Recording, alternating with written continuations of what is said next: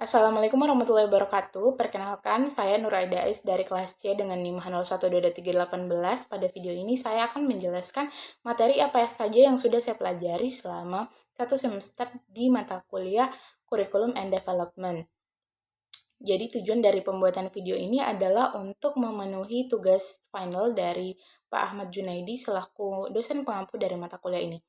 Nah, pada awal perkuliahan kami diperkenalkan kepada kurikulum tentang pengertian, tujuan, dan juga ruang lingkup kurikulum. Nah, secara umum kurikulum adalah seperangkat rencana dan pengaturan mengenai isi, tujuan, bahan pembelajaran, dan metode apa yang digunakan sebagai pedoman dalam proses pembelajaran. Adapun fungsi dari kurikulum yang pertama adalah sebagai pedoman bagi guru untuk merancang pembelajaran. Yang kedua adalah menjadi dasar pencapaian tujuan pendidikan nasional. Dan yang terakhir adalah memberikan arah dalam evaluasi pembelajaran. Nah, kurikulum ini bersifat dinamis, artinya dapat berubah sesuai dengan perkembangan zaman, kebutuhan masyarakat, dan juga kondisi peserta didik. Nah, selanjutnya kami mempelajari tentang kurikulum merdeka.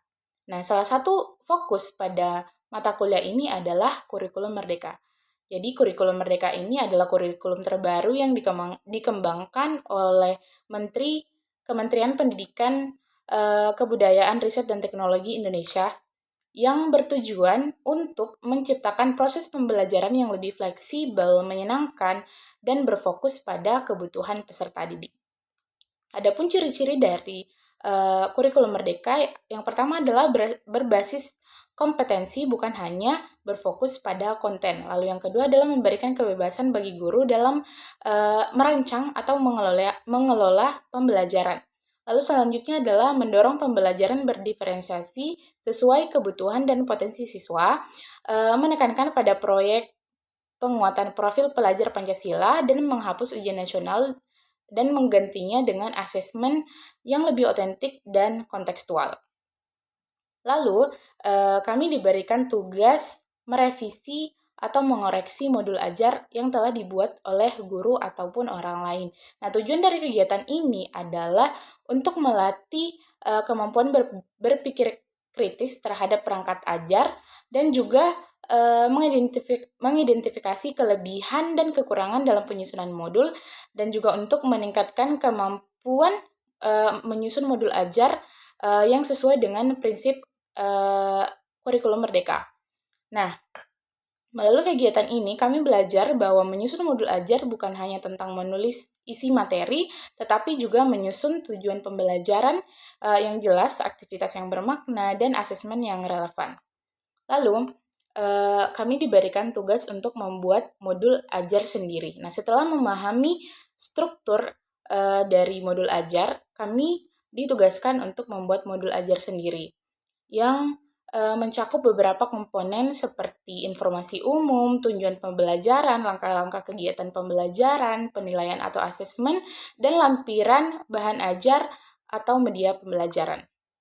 Nah, proses ini membantu kami untuk mengembangkan kemampuan kami dalam menyusun modul ajar yang sesuai dengan prinsip kurikulum merdeka dan juga sesuai dengan kebutuhan siswa.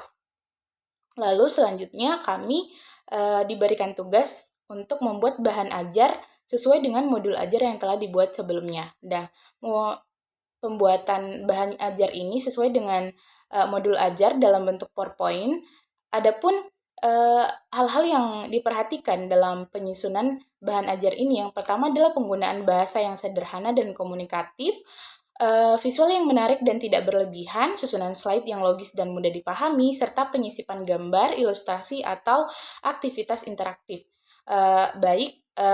Dengan membuat bahan ajar dalam bentuk PowerPoint, kami belajar bagaimana menyampaikan materi secara menarik dan efektif, serta menyesuaikan penyajian dengan karakteristik siswa. Mungkin itu saja yang bisa saya jelaskan pada video ini. Saya ucapkan banyak terima kasih. Assalamualaikum warahmatullahi wabarakatuh.